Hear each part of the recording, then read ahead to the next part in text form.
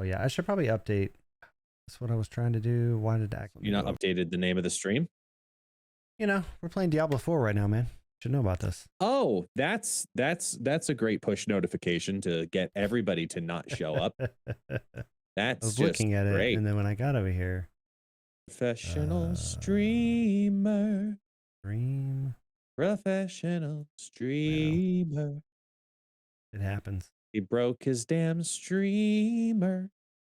Error 404. Do do do do do do do do. If you, good sir, are ready, I am. Let's do it. All right, looks like we're both ready, which means, ladies and gentlemen, boys and girls, you know what time it is. It is time to say, welcome on in to the Snapback Podcast. For those who do not know, my name is Guest, also known as ItsGuestGaming. As always, I am joined by the incredibly pale Default Dan. Hello, good sir. What is up, man? What is up? I am quite pale with all this lighting over here.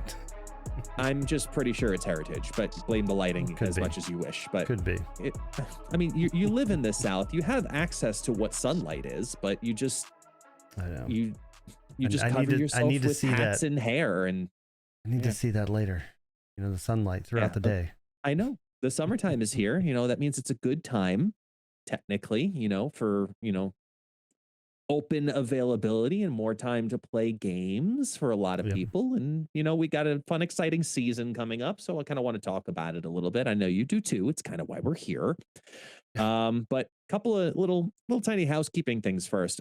First off, and I just got to say thank you to the Snap.fan community who have already come on in and embraced us so quickly since our announcement with the awesome interview podcast talking about the next season coming up that we had on Friday with Malt, and just premiered everything big all at once. And we got a lot of great feedback from that, both in the Snap.fan Discord, as well as I see it in the YouTube comments. I see it in the ratethispodcast.com. I'm seeing it a lot of different places already. And I just want to say thank you as we continue to grow this podcast every single week. So it's because of viewers like you, you know, so thank you. Seriously.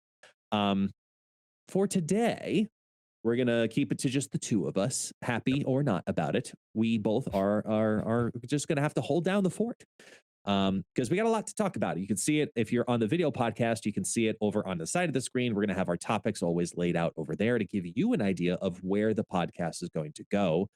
And today, our primary topics will be focused on what's going to be happening over the next 2 days. So you've got Ghost Spider.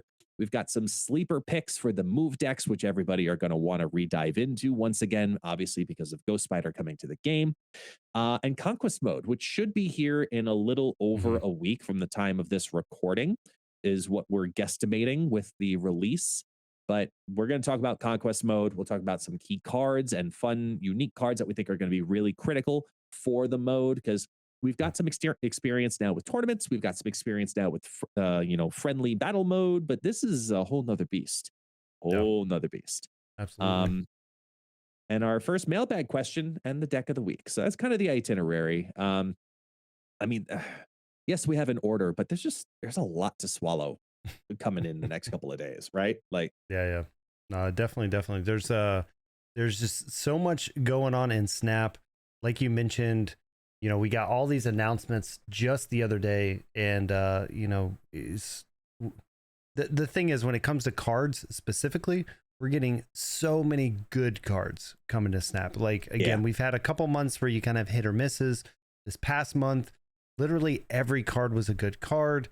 This upcoming month, it just looks the same way. Even with some of them that kind of look you can start to see like so, but you can start to see like really good decks and play patterns and things for these cards. So yeah, it's looking up, man. Lots of good stuff. Yeah, I know this past month was a very expensive month for collector's tokens, and this upcoming month is not. So that feels quite good. Yeah, but I will say, there's a lot. There's a lot to swallow. So let's go ahead and take a bite in ourselves with Ghost Spider coming to the game from the time we're recording it. It's about a little over 2 hours from now. And I think Ghost Spider, you know, I put out my article on Snap.fan on, you know, my spotlight, you know, first impressions with her, fun things to kind of keynote and whatever. So I'll let you start on this one. What are your thoughts on Ghost Spider, and where do you want to go web slinging with her?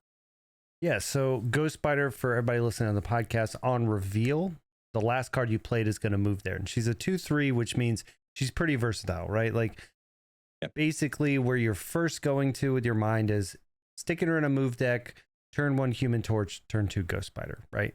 These are things you would have done with, Doctor Strange or just some other cards, but this gives you something a little bit different because you can put this card anywhere.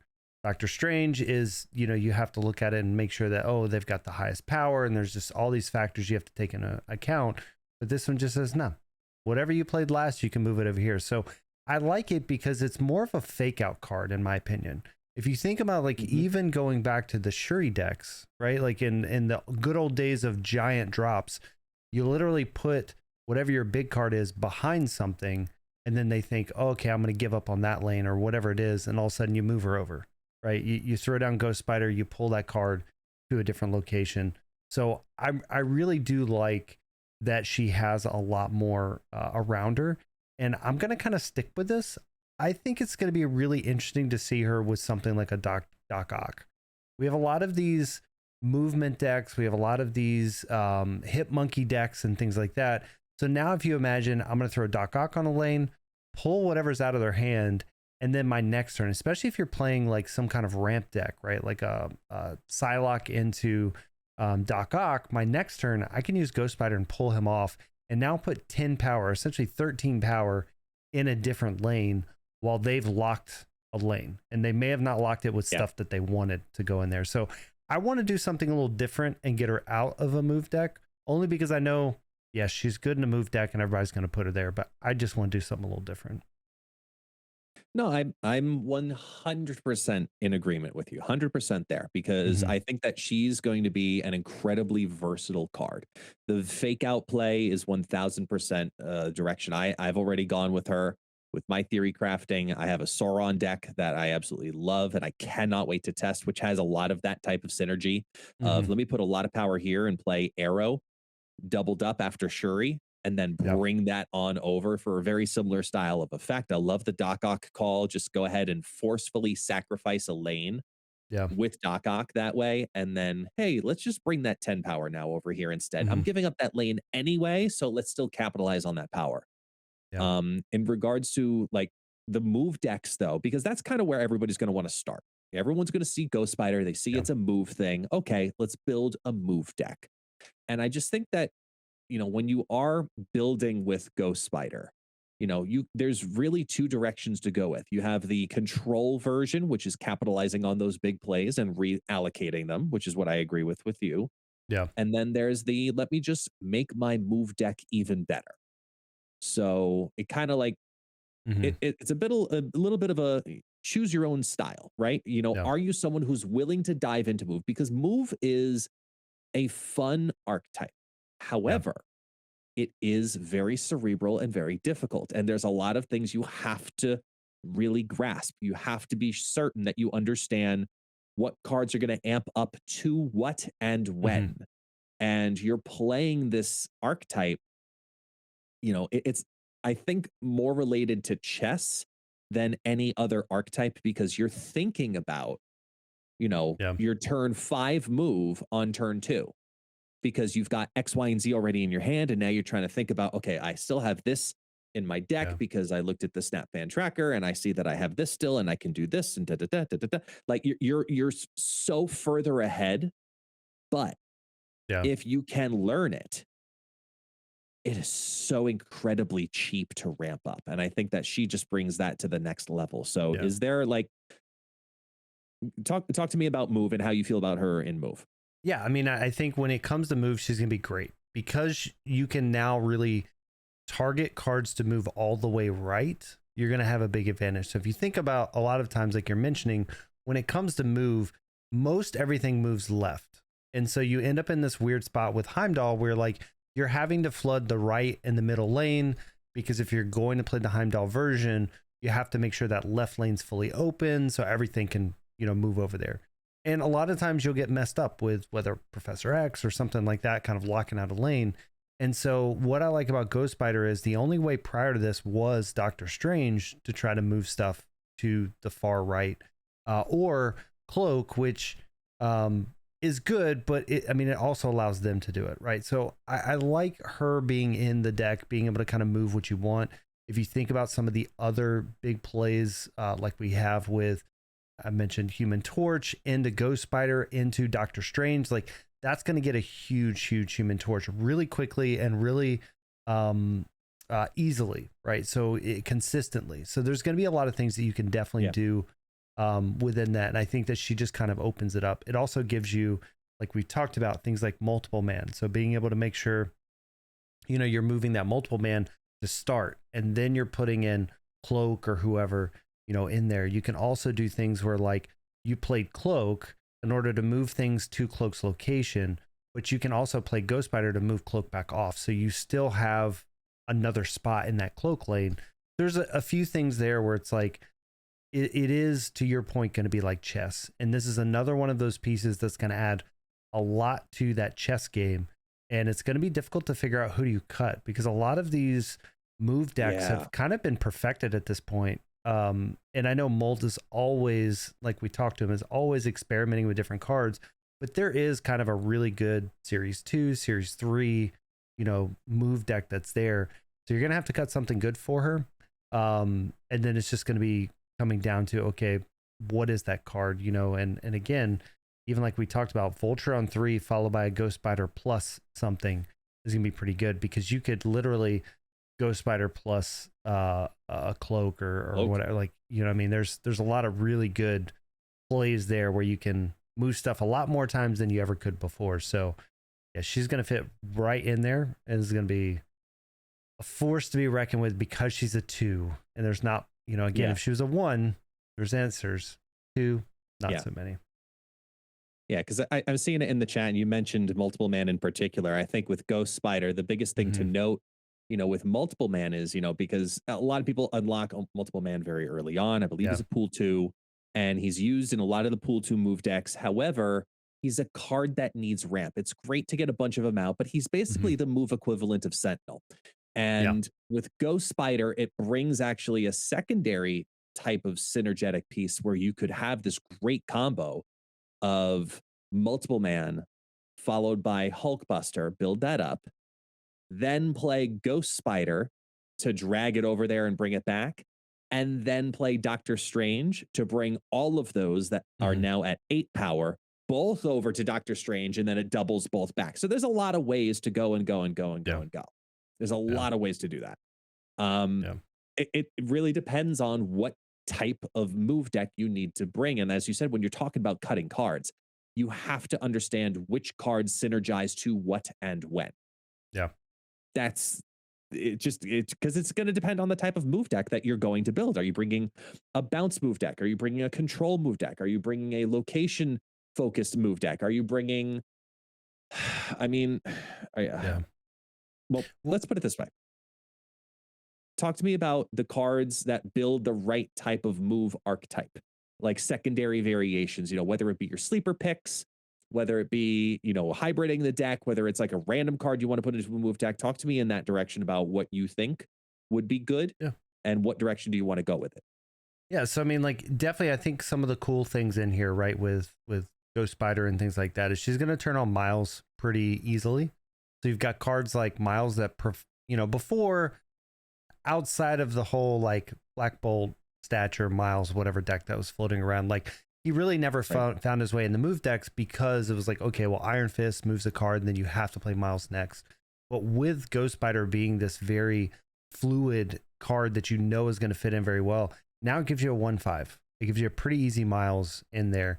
And maybe Miles still isn't the card you necessarily want to put in there, but at the same time, I do like the synergies, especially with the movie and all of that, like them being pretty easily. But I know we've got a lot of sleepers that we've kind of talked through. My problem is I went the reverse route. So I'm gonna throw it to you first when we talk about sleepers, because I kind of went the reverse route of what are the sleeper cards that are going to stop all these movement decks that are going on, rather than I believe your picks are that are going to go well with move that people may not be thinking about. So I'll let you go first, and then we'll bounce back and forth. But I think your first one I see what you did there. Bounce back and forth. Yeah. You get it. It's a move pun. You get it. It is. See, you're funniest when you don't try. Sure. So all right. So first on my list is Ghost. I think Ghost actually may find a wonderful little tiny home in Move, because one of the things that, especially once you get to turn 5 and 6, it's really going to be important to know is, when is your ramp happening? Because if your opponent knows you're playing Move, they can start to predict a little bit about, okay, they've got Dagger down. They're probably going to move this over here. They've got Cloak down. So this is probably going to go at here, and Craven and da-da-da. I think Ghost specifically has a potential home with Move, because I'm thinking of Shang-Chi. I'm thinking about moving into armor, as we talked about in the past with like the peekaboo version of Human Torch, for example. I think that's going to be just as critical, making sure that you can reveal seconds so you don't get spat on the wrong way. I think Ghost may have a home in Move. It's one I'm really hoping is true, because I don't necessarily see it happening too much in Bounce, even though she's a 1 cost. But I do see it happening in Human Torch decks in particular. Yeah. It's like Human Torch and Multiple Man and Hulkbuster, like that combo. That's what I see being a lot more, prevalent. Now, I would say the only like argument I would have against Ghost is if Cosmo starts to make a return. That's going to be one of the things that really hurts the Move decks, because they can predict what lane that Cosmo needs to go in. And I'm not saying that Cosmo is going to shut down everything about the Move, but there's definitely been some times where you throw out that Cosmo, they throw in a Heimdall into it, and it's like, nope, sorry.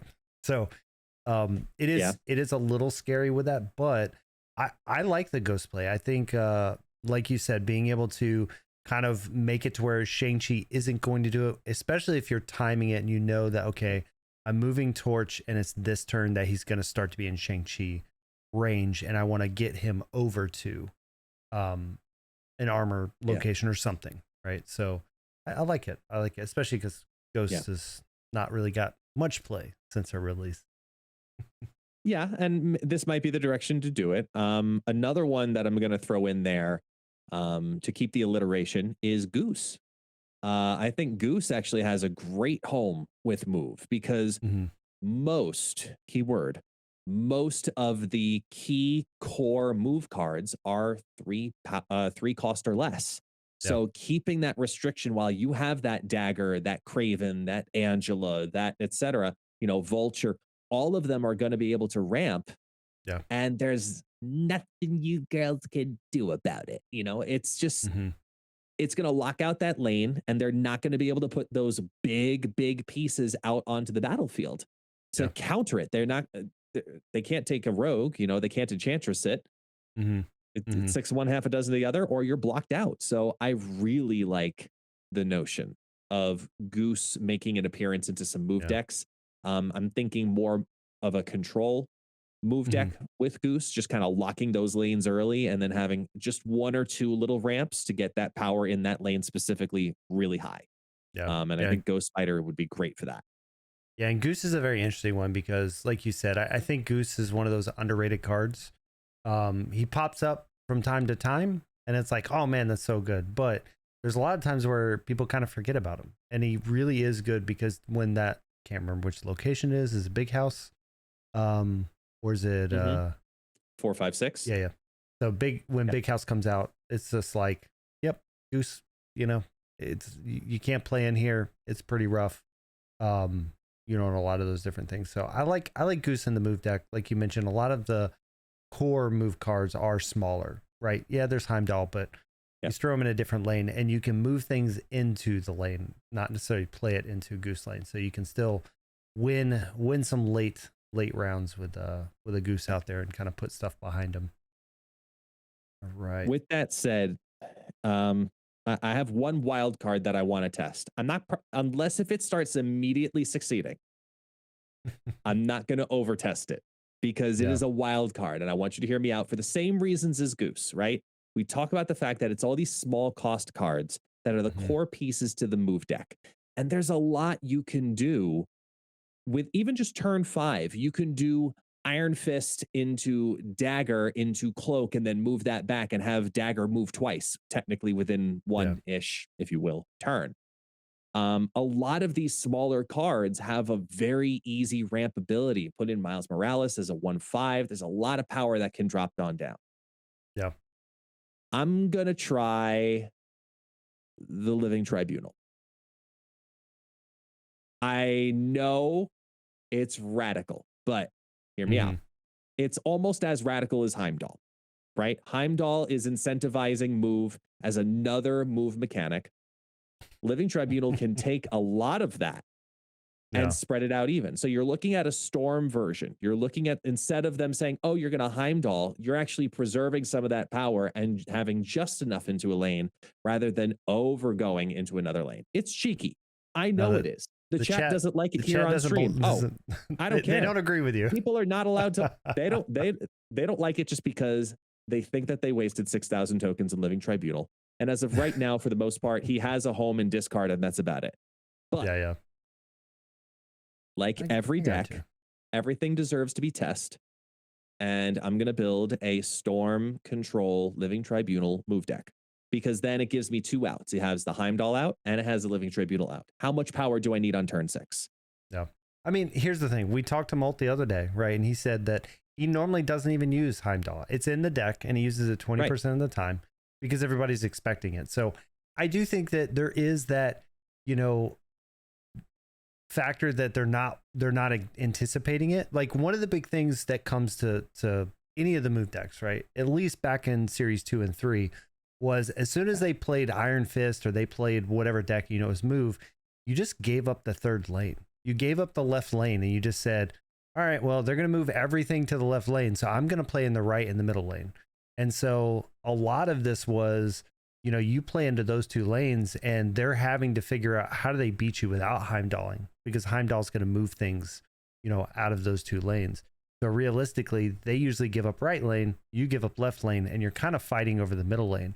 But I do like Tribunal in the fact that you could still dump everything to a left lane or whatever, and then them think they have it, and you just drop a Tribunal right in the center, and then it evens out, and you take 2 lanes, right? You may still not get all 3 lanes, but you may get 2 of them. So I don't know. It could be really interesting as a sneak attack on turn 6 that they're not waiting, expecting coming. I am not making it my number 1 deck prediction, but it's one of those. Oh, if this works, this could be fun, because there's going to be a lot of Professor X's out there restricting the move decks. So this could be another way to work around that. So those are my 2 sincere picks. I'll call them sincere, Goose and Ghost. And then 1, if this works, pick in Living Tribunal. What about you? Because you said that you went the other way, which I did not know. I did not ask you to do so. You have gone against the grain. You have rebelled against Guest, and I am totally okay with it. That's true. Tell me. All right, so I'm gonna start with one that's obvious, and then I'm gonna change it. Right. So the obvious one, I'm gonna change it, is Hulkbuster. So when I started this, when you're like, check out some of these cards, whatever, I started with Hulkbuster, and it's an obvious one because this is one of those sleeper cards that if you haven't used move a lot, and this is the reason why I started with this, but I'm going to show you a different card, but I want to throw this out there for anybody who doesn't know. This card is very good with your multiple man, your Human Torch, these, even like a Vulture. So like not as much of a Vulture as the other 2, but with this, it's one of those cards where it quickly starts to escalate their power. So if Human Torch is by himself and you throw this out in his location, now your Human Torch is a lot bigger. And when he moves, he's going to get this +4 to be able to double. So if you guys don't play move a lot, you may want to be thinking about Hulkbuster when you're trying to figure out how you want to build your decks. You don't have to, but he's definitely one of those sleeper cards that if you haven't played Deadpool a lot or Human Torch, it's got a lot of value to it. But that was kind of where I started. I was like, you know what? I'm going to do this a little different. I forgot to pull this card up, but since you talked about it, I'm going to pull it up. So Shadow King. Yes. So when I when I look at the opposite, when I look at like how do you stop some of these decks, the obvious ones are Professor X and Spider-Man or whatever, so they can't play in certain lanes. But I want to kind of go a different way, and this will make more sense when we get to our deck of the week in a little bit too. But when it comes to cards like Shadow King, right? Sure, you want to get your Human Torch super big. You want to use that, which I think is a bug, but you want to use that Hulkbuster. That's fine. I'm gonna Shadow King it. And all these cards are going to go back down to their original power. So, Dagger, all of these are cards that are just going to keep getting escalated as they're being moved around. And I'm just going to get rid of it. I'm going to wait till turn 6. I'm going to have 2 plays most likely on that turn. And one of those plays is taking an entire lane, making it small again. So Shadow King is one of those cards that I think will be a sleeper in here. We've seen them kind of pop up here and there through different decks. But definitely, I think when it comes to this this format, this meta, Shadow King is going to be a really, really good card. That was kind of the first one I started with. I agree with you, just not the first week, because High Evolutionary is everywhere. And because of it, so many people are playing Luke Cage. And because of that, I think in the first week, Shadow King may not be the answer. No. But as it happens with all season passes, the first week, it's like, it's everywhere. Everyone got the new shiny thing and it was cheap. Yay. Woohoo. Great. $10. Yeah, I got a new card. Awesome. Let's try it. Let's test it. Let's do it. Woohoo. It's not going to get a lot of love. But by the end of the month, when they finally said, okay, I'm in the grind, I'm running this deck now, I'm playing my Old Faithful or whatever it is. And that's when Shadow King makes some, prevalence again. So in the future, but just not quite yet to me. I would kind of agree with that. I mean, like, I think you're going to be able to catch a handful of people that are going to go back and say, okay, Spider-Gwen, Ghost Spider, let's put her in the basic move deck, right? And let's try that out. Day 1, day 2, you're going to see a lot of that. Then you're going to go into people trying to really figure out what the meta looks like. I agree with you. Each week that we get another one of these move cards that kind of comes in, then there's a potential that he gets a little bit better. And this is one of those things where I don't think he's going to be the card that breaks the meta, that stops the move decks, but I definitely think he's going to be pretty good. And it'll be interesting to see week 1, week 2, with everybody trying to get to Infinite tonight and tomorrow and things like that. Like, what is going to be that top deck? Is it going to be High Evolutionary like we saw a lot last season, or are we going back to our tried and true decks, right, that are coming through? And a lot of those tried and true decks, this deck still, I mean, he still defeats a handful of those decks. So I don't know. I think it'd be pretty good. I agree with you. Like, he's probably not going to be the end all be all card, but definitely a sleeper. I think that's going to catch a lot of people, especially if you're waiting till last turn to kind of use them. Which leads me into another 3-drop, which is Kingpin. So I think Kingpin is going to be one of the biggest sleepers that people forget about, especially if you wait to drop them on turn 6. Now, the thing is, most people get them, they drop them on turn 3 or 4. And why? There's no reason, unless you're playing Arrow on 6 or Juggernaut on 6 or something like that. There's no reason to drop him, because theoretically, even with Juggernaut, you can drop him plus Juggernaut. Drop him on the left lane, drop Juggernaut on the right lane.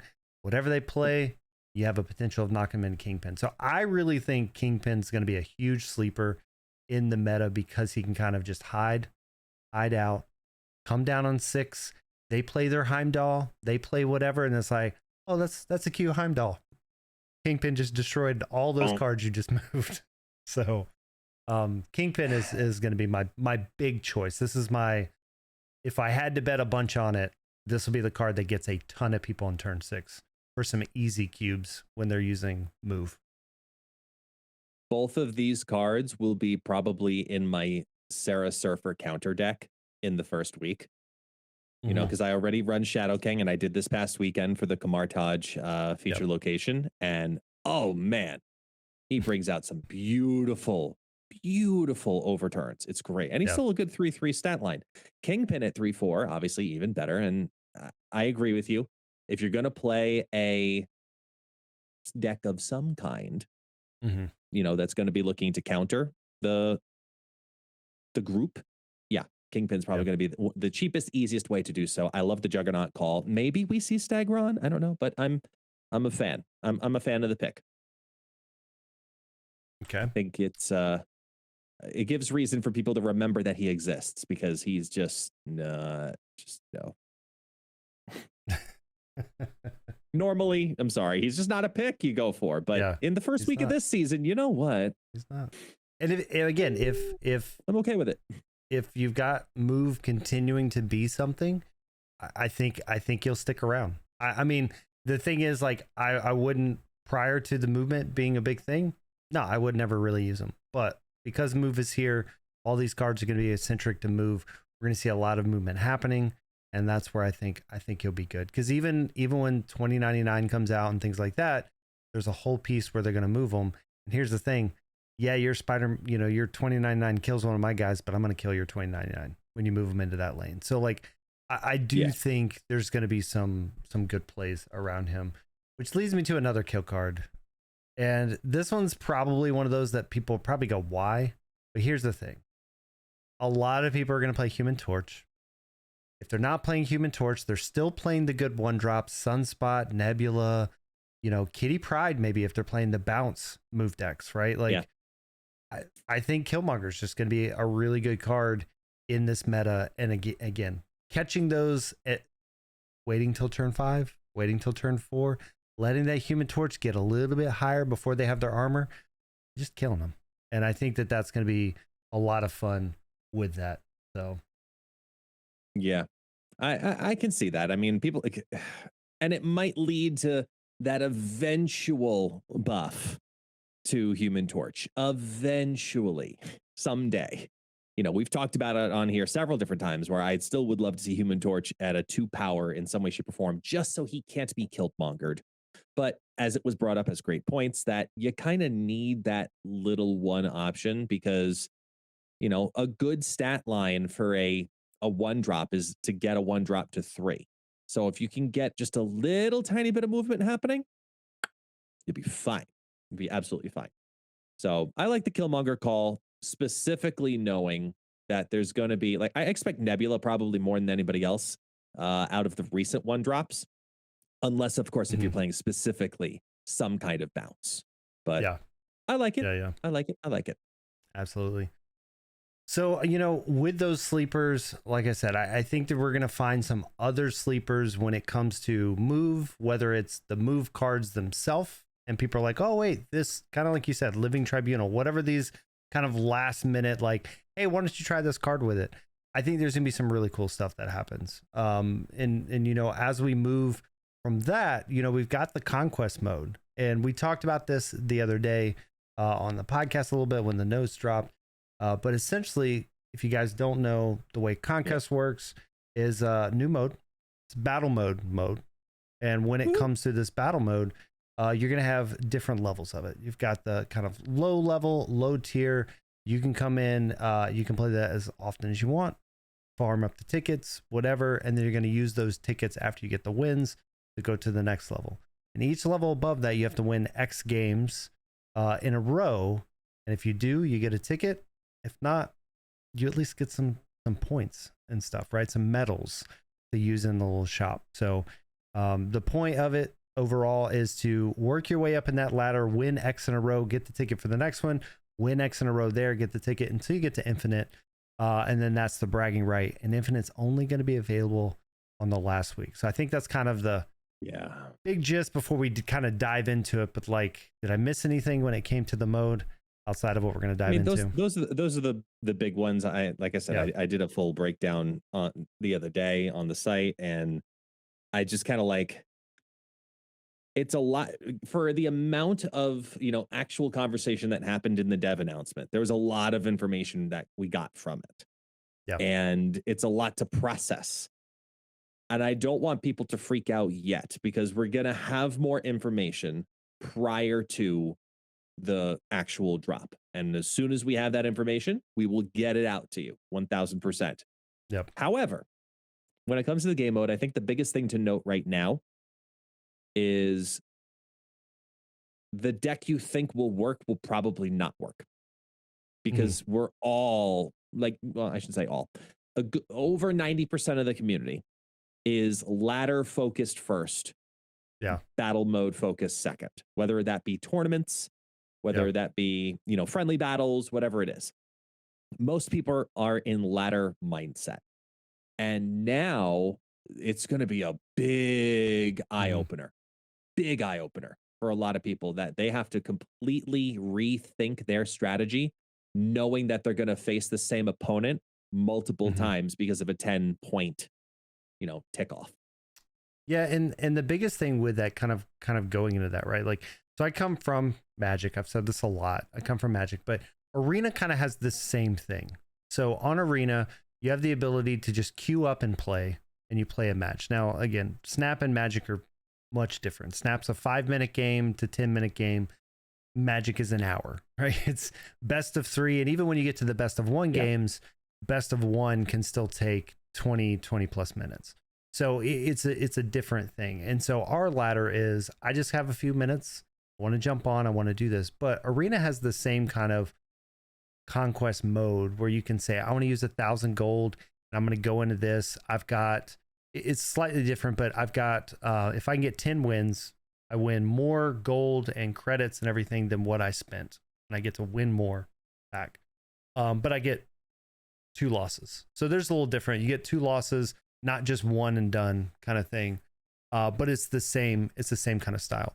And what's nice about it is if you're a grinder, you get to kind of keep going in there and you can make money, right? You can quote unquote make money because you're going to be getting more credits than you're spending. Now, if you're terrible at the game, you're just going to lose money. You're just going to keep paying gold. But I definitely think this is one of those things where it's what they're kind of striving for, and it's not for everybody. So even in Arena, that's not for everybody. Most people kind of hang out there. And Dexter with the raid, appreciate you so much, man. Appreciate all you Dexter, guys joining in into thank you with the stream. Massive raid. Greatly appreciated. Let's give the proper intro, because we are actually live recording the Snap Back podcast, where you snap and we snap back.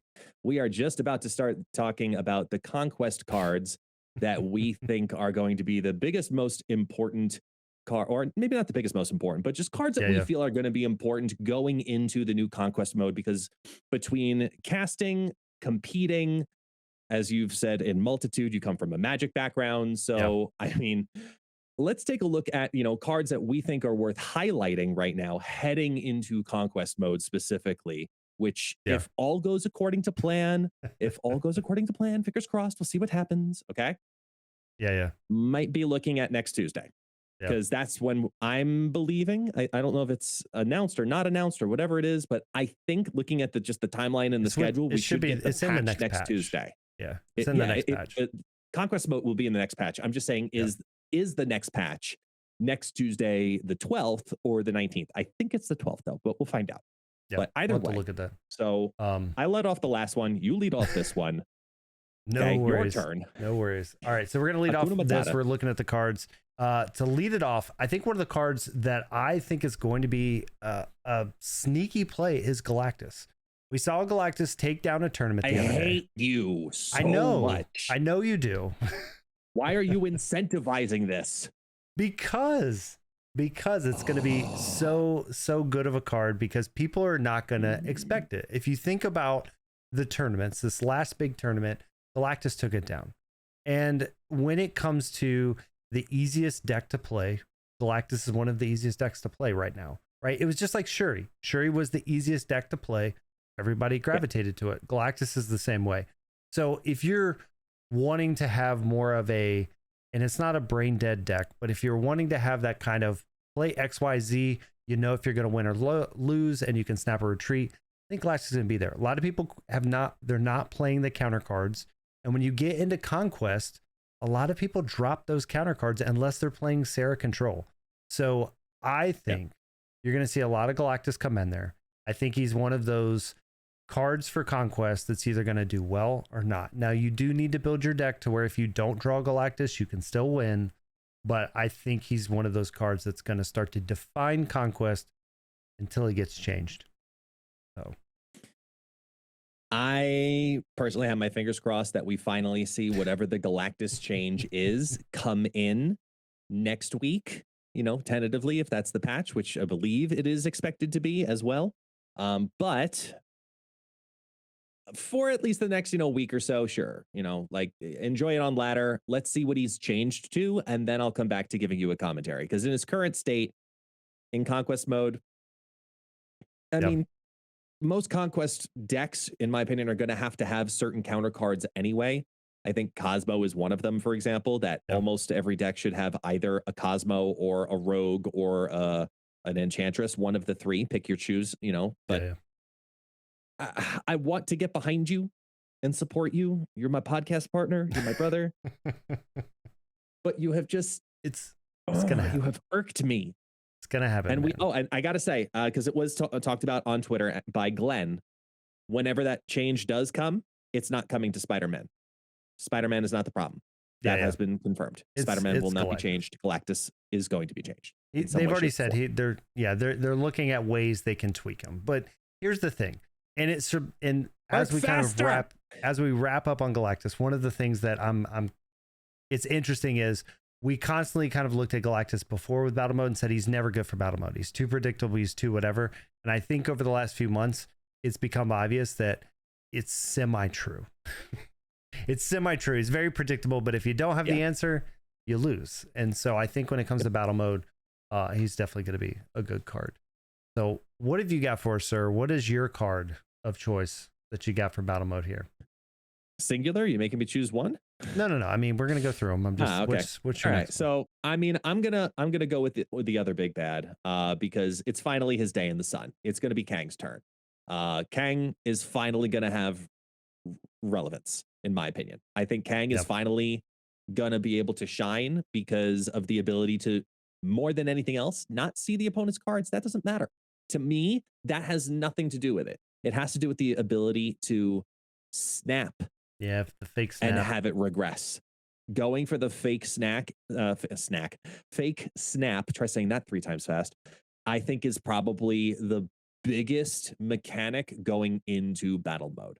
Knowing that you're in the high stakes round and you've got a Kang in your back pocket and you haven't played it for the first 4 rounds and then drop that down in round number 5 after you've done a big snap and there's a very big obvious move that is probably being forecast and that you think your opponent is already predicting your own move. Like there's just like I that's think, a big card. I think you're right on the snap. It also worries me a little bit. I know with the tournaments, right? In the tournaments that we were having, a lot of the games that were going to time. So whether it's Wednesday night snap, the snap opens, the battle arena opens. Yeah. A lot of them that were going to time. And this is a 40-minute time frame for a round. Yeah. It was Kang. It was Kang. It was Daredevil. It was these cards that allow you to get more information. And I do worry about that a little bit because if Kang gets a huge uptick, we're going to go from having snap being a pick it up and play on your break or whatever to all right, I better lock in an hour. I better lock in 50 minutes if I want to do one round of this conquest. So it's the evolution of snap, but I definitely think that if Kang becomes too prevalent, they may have to look at what they do with him just because of the amount of time he adds to games. Because if you think of 10 rounds in a battle match, I think right now the biggest piece for him is they just got to shorten his animation. We don't need the little button to appear in the bottom corner for X-Men, which doesn't even match up on a lot of the users too. Like it's like it's like just slightly cockeyed off center. It's like it wants to be. It's like a bad cropping from a streamer. Like it's supposed to line up, but it doesn't. That's what it looks like. They got to fix that for all of the reasons. But I don't think we need that anymore. I know they put it in there to kind of be the reminder, like, hey, you got Kanged. Heads up, and now here's an unnecessary animation on top of it. And now go ahead and replay, show the thing, turn 5, game over, question mark. It's just, there's so much that happens. It just drags the experience. Absolutely. Daredevil is a half a turn. Yeah. Kang is a turn and a half. Very true. If you play both, Very true. You're just an evil human being. And you will get to infinite. You'll get the infinity border in any deck if you play both Daredevil and Kang in your deck and just keep because people will just retreat and leave. They're like, I give up. I give up. I don't care if I won 4 in a row. I don't care. I give up. I just don't want to deal with this anymore. It's been 2 hours. I'm done. Yeah. But just yeah, Kang's gonna have his day in the sun in All Conquest Mode, in my opinion. I Go on. I agree. What else you got? I agree. So the other card I've got that's kind of here is Rhino. Now Rhino is kind of one of those that I think it's Rhino, it's Scarlet Witch, it's the Reality Stone, right? It's location control. And so I like Rhino a little bit more. I mean, again, we think about the other cards I've seen, you see where I'm going with the deck of the week, but essentially Rhino is one of those cards where if you have a location you don't like, you can change it. And Scarlet Witch is also a really good card. I really liked her in early battle mode, but I've lost a few rounds by hitting Scarlet Witch and it going to a location that I don't want. So, you know, whether it's filling my location because 2 raptors popped up or it changes to bar with no name or whatever. There's definitely some stuff that I don't like about it. So I like Rhino, just clear it out, get rid of the location as being a solid play, because again, there's going to be some stuff that, you know, you can't get the card in, you want to get in. So I think Rhino's one of those, I wouldn't say sleeper. A lot of people know about him, but he's definitely going to be one of those going to get an uptick once people start to realize locations make a huge difference. Taking away Limbo, taking away Nexus or whatever it is from what they've been playing into. I like the call. The only reason I get hesitant with Rhino is because the location is now just an empty location. It is a location that exists, and now you're playing card to card, no location factor. And a lot of the decks are built to go past the location factor in some way, shape, or form. And if it's just a neutral location factor, I don't know if it actually benefits you. When I could play Scarlet Witch for 1 power less and have a 85% chance that it's something neutral or better for me. But then, yes, those 15% chances that those do happen, they just suck. I mean, there's no other word for it. It would suck to happen on, I will say, on like the last one. Like you're trying to get to that 3rd one on gold or that 5th one on infinite. And then you go ahead and Scarlet Witch and you get completely slaughtered due to RNG not working to your side. I'm always hesitant with Rhino. It's definitely one of those, like, again, what I would put this down to is I'm calling out Rhino, but I really think it's going to be any of the location control cards is going to be good in that spot. So you've got America Chavez as your next one. I'm assuming this is just to make your deck a little more, you know, giving you right curve, getting the cards you want, that kind of stuff. It's consistent, but more so for me. I love the surprise play of turn 6 way down the line, right? If you've built, for example, let's say a bounce deck. And you had crappy bounces on, like, you're in round 5, round 6, and your opponent knows you had crappy bounces. And you've been playing, you have not shown that Chavez. To have that Chavez always appear in turn 6 and just have it as like that insurance play that you try to never use. And then all of a sudden, well, bam, it's just like giant 9 power. Totally about that. I think that piece, that surprise piece, like we talk about as an element, is very critical. And she is going to present that consistently because you know exactly when you're going to pull her. She's a solid amount of power. And it does condense your deck a little bit. But I think the surprise factor is actually more important when you look at the percentages of how more condensed your draws are. Yeah, absolutely. And again, it's to your point, always making sure you also have that card on 6, no matter if you drew it or not. You have something you know that's going to be decent to play. I think is always a good backup when it comes to that too, with her. So definitely like America Chavez as, you know, one of those cards. This can be pretty good, and we're going to see a lot inside of Conquest because of that. So just the consistency. Do you have one more for me, good sir? I'll throw it at mine. I'll throw you at fast, and I'll throw it at you faster. Whatever the sentence is going to be in English. But there you go. Master Mold. I mean, Master Mold is. I love Master Mold. I am a huge fan of Master Mold. The ability to restrict your opponent's hand is so big because all it takes to restrict your opponent's hand, all it takes is a turn 1-2. If they don't get the right draws to get cards out of their hand on turn 1 and turn 2, and you get that Master Mold down on turn 2, they're not drawing, and then they're stuck with whatever's in their hand, and they can only draw the amount in which they get rid of at that point. And it is such a key restrictor piece. I'm not even talking about Ronin decks. I'm just talking about in general. The hand restriction, I think, is going to be a big card, which is why maybe there's also a small rise somewhere for Mr. Baron Mordo. Maybe. Potentially. But potentially. I really like Master Mold in battle mode and in Conquest upcoming. Absolutely. And the last one I'll throw out just from my side, super easy, is Agent Coulson. I won't talk too much on him because you guys know. The fact he's coming down on 3 and he could give you a really good 4 and a really good 5. It also adds some RNG into your deck, a little bit of unpredictability from your opponent.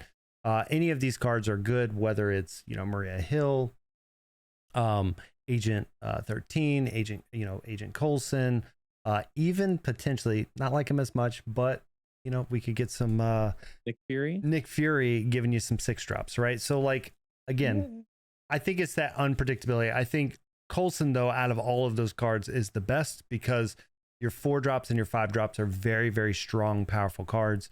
And you don't have to worry about getting 3 6 drops and having to pick which one you get. Compared to this, you're going to see 2 turns ahead if you want to use them. So Coulson, always been a great card in Conquest. And if you guys haven't played a lot of battle mode, just keep in mind these RNG cards are great cards there. Yeah. More often than not, they're going to pay positive to you. More often than not. Yep.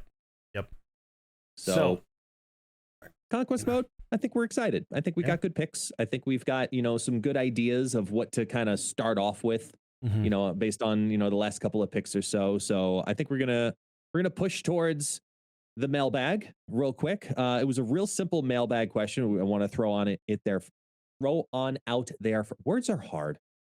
It's a podcast and I'm supposed to be narrating and leading. And, I just get full on cousin of Spider-Ham. And that's all, folks. I'm screwed.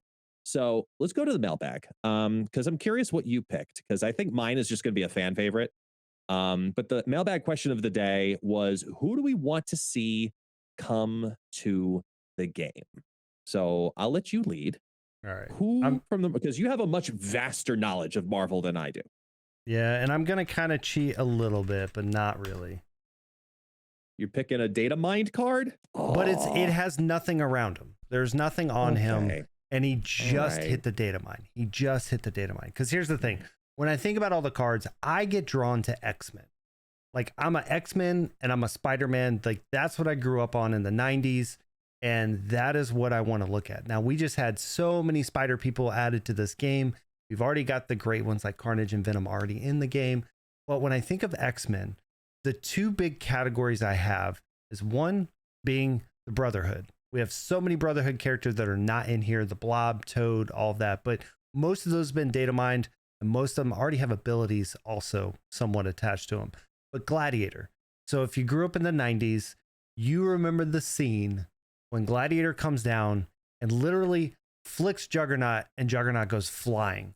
Gladiator is that much stronger than Juggernaut. And I have no idea what they're going to do with his ability. But Gladiator is who I want to see. He's a purple dude with a mohawk and a cape.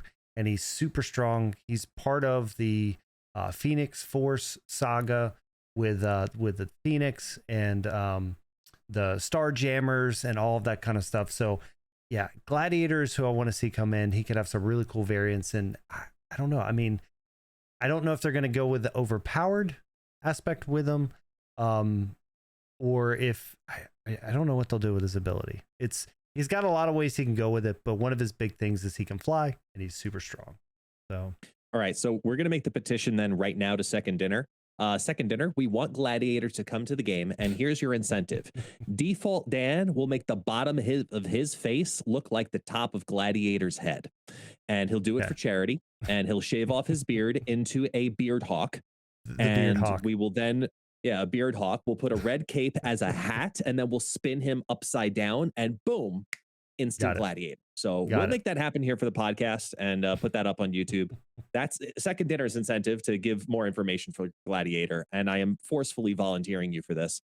Totally cool about it. Yeah. I know you'll do it too, but Yeah. at least I'll convince your wife to let you do it. So we'll go. I'm going to go a completely different direction on the character I want to come to the game, and I want to make sure that I also shout out because it was posted up in the Snap.fan Discord by Kier Nimbus, who put it into the mailbag questions category. I appreciate that very Mhm. much. So we appreciate that. The character I'm going with, I think, is just a fan favorite, and I kind of got brought to my attention just because we have a very spider focused month coming up. And for Mhm. some reason, it was the first character that came to mind because I'm trying to think of the potential synergies of how to make it work. And I kind of want the audience, the chat, the comment sections, everything to make Happy Hogan's ability because he is very much so a loved character in the MCU. And he's got this great association, obviously, to Tony Stark, head of security, Yep. and obviously 95 other roles past that at the, depending on where you are in the MCU timeline. Let's be honest here. But then he's also got this tight knit synergy to Spider-Man. So then how do you make a character like Happy Hogan really prominent in Marvel Snap? Because you typically they try to keep storylines somewhat like we see with with Ghost Spider and Miles Morales, that there's these move synergies and they move and they play into each other. Mhm. So these types of characters like Jane Foster and the Mighty Thor, obviously, you get the idea. Yeah. I don't know how to make him work in Marvel Snap, but I feel like he needs to in some weird way, shape, or form. I think Mr. Favreau needs to end up in this game. And I don't know how, but I'm curious to hear how the audience would do so. And I'm also curious to hear as we wrap towards the end of the podcast recording before we head on into the second part of your live stream on Monday Mhm. nights here at twitch.tv/defaultdan, which is Marvel Scrap. I want to hear about your deck of the week. Your Yeah, deck of the week is what I'm absolutely. curious about, good sir. Absolutely. And again, I do like that choice of Happy Hogan. He's a face, especially from the MCU. A little less on the comic version, but definitely in the MCU. So there's a lot of cool stuff they could do with that. So let me show the deck. I've been kind of hinting at it all night with the 3 drops. So, one of the big things I'm going to be starting is kind of working off of a surfer deck. So again, I'm not a huge move player. I played move a lot in series 2. I never was really a big fan of it. Too much math. I'm good at math, but it's too much math. Figuring out turn 6, is all my stuff going to move the way I want it to move? And the fact that I know that so many people are going to be playing Professor X, right? That's going to be their go-to is Professor X. And I think that this is a deck that can get around Professor X. You can get an early Brood. You can get some of these other cards out there that are bigger than a Professor X to kind of go ahead and take down that lane. You mentioned it before. You've got Goose that's going to stop some of the bigger cards. So again, if they're playing Heimdall, they're going to be playing it in a certain lane, usually on the right or the middle lane. So putting a Goose out there. You've got Cosmo who can stop stuff, and you've got those cards that we mentioned. You've got Kingpin that's in there. You've got Killmonger that's in there. You've got cards like Juggernaut to where, hey, I want to put my Kingpin down and my Juggernaut, and whatever you just played, hopefully is going into that Kingpin to get stomped on turn 6. So I think in general, this is where I want to start. And there may be some subs in and out, right? We talked about, Shadow King potentially being a card that if we need him, gets pulled in. But taking Storm to lock down your right lane, which is essentially going to stop a lot of the move decks within here, Cosmo, things like that. I like this as a starting point. We'll see what gets tweaked, but this is definitely what I'm going to start running tonight and tomorrow as everybody gets on the move train. Yeah, I mean, everybody should try a little bit of move to a tad bit. How far? Yeah. I guess we'll find out. I like the deck, as someone who's been playing a lot of Surfer. Yeah. I like the deck. I'm always hesitant on Rogue for all of the reasons, just because it really depends on if there is a very specific ongoing meta at that moment. And heading into move, I don't know how many of the Luke Cages we're going to see, even though I do think Luke Cage is not going anywhere because we still have not seen a huge dip in high evolutionary play. So I do see more and more and more Luke Cages becoming, something to continue to contest. But at the same time, I like Luke Cage on my side of the battlefield too, because it's going to prevent all of those, 2s, 4s, 3s that you have there into this deck as a counter deck, be something of mild relevance. I think the biggest thing you have on this deck that I only get worried about as a feedback piece is you've probably got to get Kingpin down on 5, because Kingpin on 5 very often is something that they're probably going to have priority. Unless if they're playing the card I talked about, which was Ghost, and why I think that's so important, because you then have to choose, am I giving them priority and playing Kingpin on 5, or am I forfeiting it and then being able to play Sarah on 6? Am I going offensive mode or defensive mode? And that's the thing to understand with steering this deck, is which mode are you playing? But you have a lot of the big important server pieces in there, and that Juggernaut play, always is going to be filthy. And again, it's one of those things where, when you look at this, I agree with you. Kingpin may have to come on 5, which now makes them have to rethink all of their turn 6 plays that they've already been trying to set up the whole time. You've got the potential Kingpin still on 6 with a Surfer, if you can already telegraph what they're doing on 6. Again, some of these move decks may not do Heimdall. Some of these move decks may not move on turn 6. So you do have to kind of be able to start predicting what they're going to do. And Rogue's in there specifically for that Luke Cage, specifically for any of the other matchups like Dino or Darkhawk that you may see along the way. I think that there's some cards that can come in and out. You do have Goose, you do have Lizard, right? If we seem to think move or bounce is going to be a big thing, maybe Lizard's the card that comes out, because if he gets his minuses, he's pretty much a worthless card now.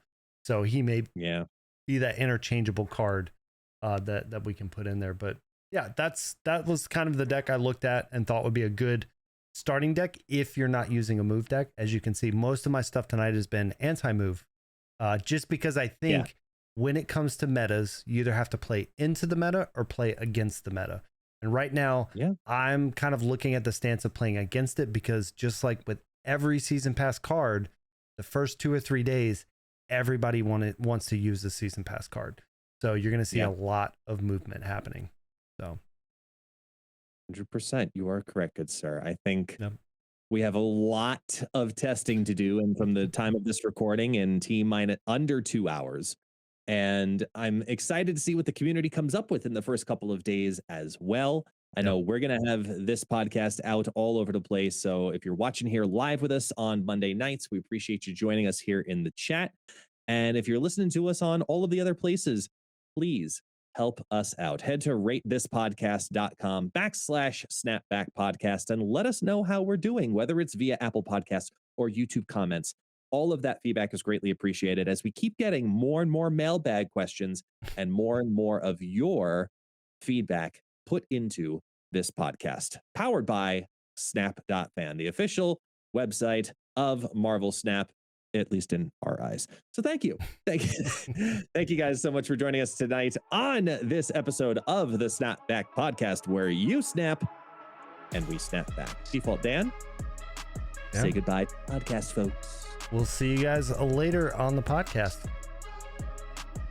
And for all you guys on the podcast, I know. We have an outro to do. No, do not get ahead of me, good sir. We have an outro. There is a fade out. There is a gradual progression. You will not shortchange me of this content, good sir. Do this for the people. You guys take it easy.